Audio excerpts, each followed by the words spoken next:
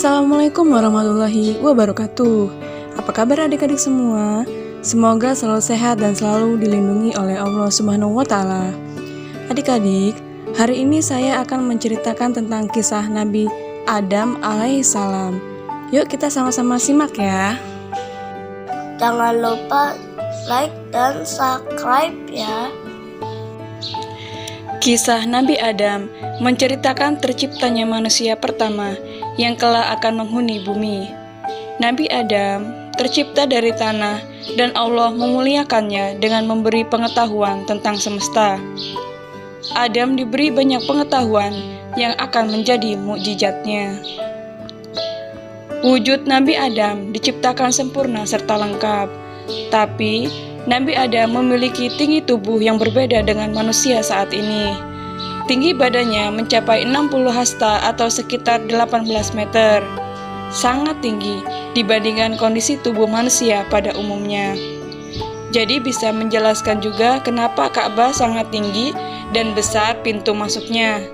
Para nabi setelah Nabi Adam juga pasti memiliki postur tubuh yang hampir mirip. Mukjizat pengetahuan yang dimiliki Nabi Adam diterangkan pula dalam Al-Quran, yang artinya, dan dia mengajarkan kepada Adam nama-nama benda seluruhnya. Quran Surat Al-Baqarah ayat 31. Dalam Al-Quran juga diceritakan tentang penciptaan Nabi Adam dan Siti Hawa, tentang bagaimana sampai mereka diturunkan ke bumi dan memiliki anak-anak.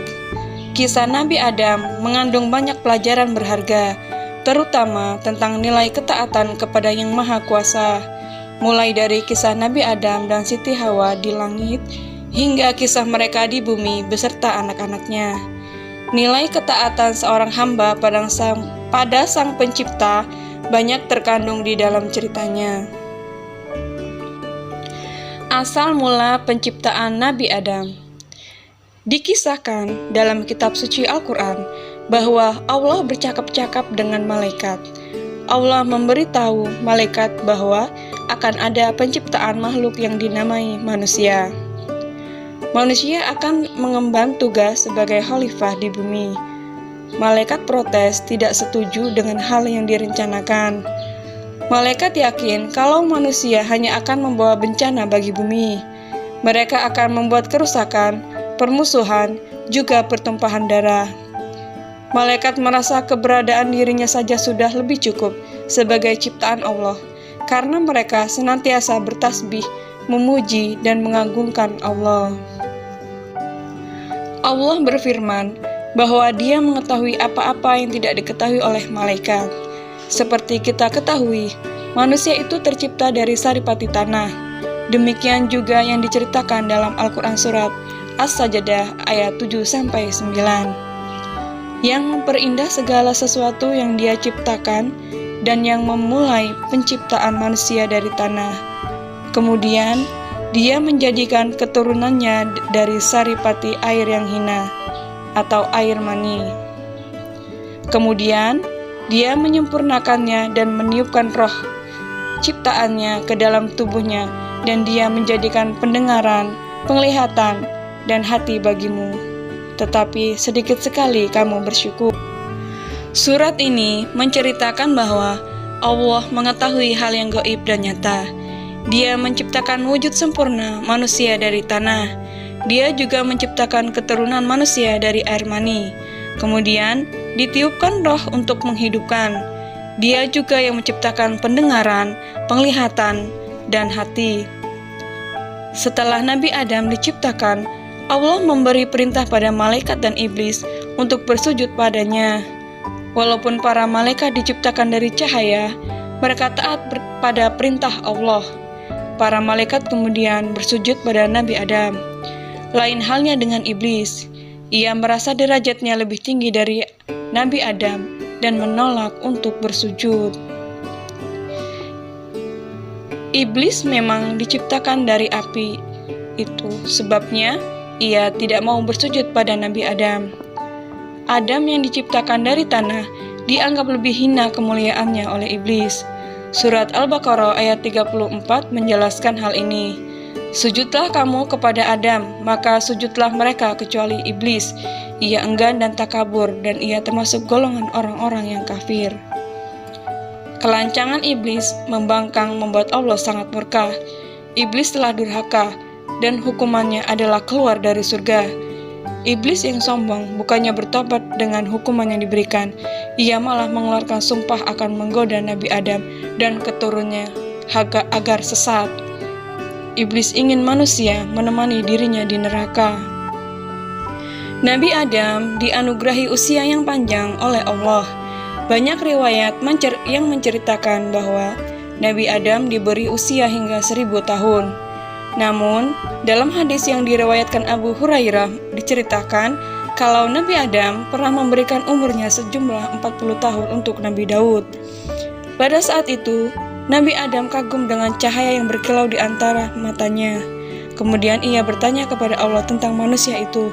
Allah menjawab bahwa manusia itu salah satu keturunan Adam, umat akhir zaman. Adam bertanya mengenai umur Daud, dan Allah menjawab bahwa dia memberikan 60 tahun padanya. Nabi Adam lalu meminta Allah untuk menambahkan 40 tahun untuk umur Daud yang dikurangi dari umurnya. Nabi Adam dan Siti Hawa turun ke bumi. Nabi Adam memiliki segalanya di surga. Adam bisa mengambil dan menikmati apa saja yang ada di dalamnya.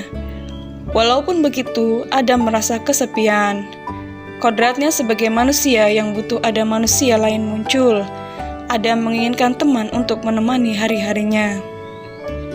Mengetahui Adam yang kesepian, Allah akhirnya menciptakan Hawa. Hawa diciptakan dari tulang rusuk Nabi Adam ketika sedang tidur. Nabi sangat senang dengan kehadiran Hawa. Hasratnya sebagai manusia yang butuh pasangan jadi terjawab. Allah mengizinkan Adam dan Hawa untuk menikmati apa saja yang ada di dalam surga, terkecuali pohon khuldi. Berfirman, "Wahai Adam, tinggallah engkau dan istrimu di surga ini, dan makanlah makanan-makanan yang banyak lagi baik di mana saja yang kamu sukai, dan janganlah kamu mendekati pohon ini, yang menyebabkan kamu termasuk orang-orang yang zalim." Pohon khuldi adalah pohon pengetahuan hal yang baik dan jahat. Ada maksud tertentu dari larangan yang Allah berikan pada Adam dan Hawa. Mengetahui larangan Allah, setan memanfaatkan hal ini untuk menggoda keimanan Adam dan Hawa, sesuai dengan tekadnya untuk menggoda manusia sepanjang masa. Setan kemudian berbisik pada Adam dan Hawa tentang keistimewaan pohon khuldi. Kisah ini tertulis di Al-Quran Surat Toha ayat 120. "Wahai Adam, maukah aku tunjukkan kepadamu pohon keabadian atau khuldi dan kerajaan yang tidak akan binasa?" Demikian iblis membujuk mereka. Khuldi sendiri merupakan nama pemberian iblis. Iblis menghasut Adam dan Hawa dengan mengatakan maksud Allah melarang mereka, bahwa Allah disebutkan oleh iblis tidak mau membuat Adam dan Hawa kekal. Iblis dengan penuh semangat merayu mereka untuk memakan buah terlarang. Adam dan Hawa yang dilengkapi dengan nafsu sebagai manusia akhirnya tergoda. Rayuan iblis berhasil menggoyahkan keimanan mereka dan jadi tidak taat pada Allah. Ketika Adam dan Hawa memakan buah khuldi, sesuatu yang memalukan terjadi. Nabi Adam dan Hawa menyadari kalau tubuh mereka jadi telanjang. Selain itu, Adam juga merasa sakit perut yang hebat. Adam baru merasakan rasa ingin buang hajat, dan ia kebingungan. Surga adalah tempat suci, apa sepantasnya mengotorinya? Demikian yang ada di dalam pikiran Adam. Allah kemudian menyindirnya atas keinginan tersebut, sekaligus juga menyindir tentang ketidaktaatannya. Surat Al-A'raf ayat 22-23 menceritakan kejadian ini.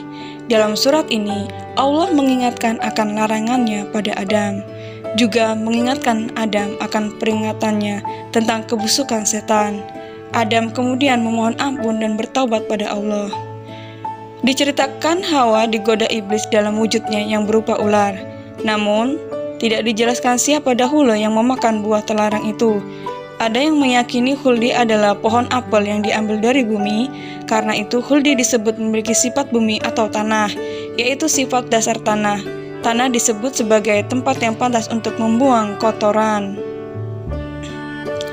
Buah khuldi bisa membangkitkan hawa nafsu dan membuat lupa diri. Allah melarang Adam memakan buahnya karena bisa membuat dirinya jadi kotor. Kotor dalam artian nafsunya ternoda dan mempengaruhi sifat dasar manusia yang penuh dengan ketidakpuasan. Bisa dikatakan, pohon khuldi diciptakan sebagai cobaan bagi Adam dan Hawa, ujian dari ketaatan seorang hamba pada penciptanya. Namun, terlepas dari itu semua, Allah memang menakdirkan manusia untuk turun ke bumi dan menjadi pemimpin di tempat itu. Manusia diciptakan bukan dengan maksud untuk memimpin di surga. Meskipun Adam dan Hawa telah bertaubat, Allah tetap memberikan hukuman pada mereka dengan turun ke bumi. Turunlah kalian dari surga menuju bumi, dan kalian akan menjadi musuh satu sama lain. Kalian akan memiliki tempat tinggal di bumi sampai batas waktu tertentu. Quran Surat Al-A'raf ayat 24-25. Nabi Adam dan Hawa tidak diturunkan pada tempat yang sama. Nabi Adam diturunkan di puncak Bukit Sri di daerah Sri Lanka, sedangkan Hawa diturunkan di daerah Arab. Mereka berdua bingung dan sedih karena diturunkan terpisah. Namun, Adam dan Hawa yakin satu sama lainnya akan saling bertemu lagi. Lalu, setelah 40 hari, mereka pun dipertemukan kembali oleh Allah di Jabal Rahmah. Nabi Adam dan Hawa memulai kehidupan baru sebagai manusia biasa. Diceritakan, mereka diturunkan ke bumi dengan membawa dosa atas ketidaktaatannya di surga. Disebutkan pula, Allah menghukum Adam akan bersusah payah untuk mencari nafkah. Hawa dihukum akan merasakan sakit pada saat melahirkan anak-anak. Sedangkan ular yang menggoda mereka dihukum berjalan dengan perut selamanya di bumi. Dosa yang pada akhirnya menjadi takdir bagi manusia. Kaum laki-laki dengan kewajiban menafkahi dan kaum wanita berkewajiban mengurus anak-anaknya. Adam dan Hawa kemudian belajar bercocok tanam, juga cara bertahan hidup di bumi. Mereka juga melahirkan anak-anaknya. Allah memperlihatkan kuasanya dengan memberi mereka anak sepasang-sepasang. Setiap Hawa mengandung pasti melahirkan anak kembar. Peristiwa Nabi Adam dan Hawa yang melanggar perintah Allah membuktikan sesuatu, bahwa tidak ada yang akan didapat dari ketidaktaatan pada Allah selain dari keburukan. Hal ini sekaligus menjadi pengingat bagi kita umat manusia di seluruh muka bumi. Nah adik-adik, demikianlah tadi kisah Nabi Adam ya. Besok kita lanjutkan lagi kisah kehidupan Nabi Adam dan Hawa di bumi. Semoga bermanfaat dan mohon maaf jika ada kesalahan. Dan juga nantikan video-video selanjutnya. Wassalamualaikum warahmatullahi wabarakatuh.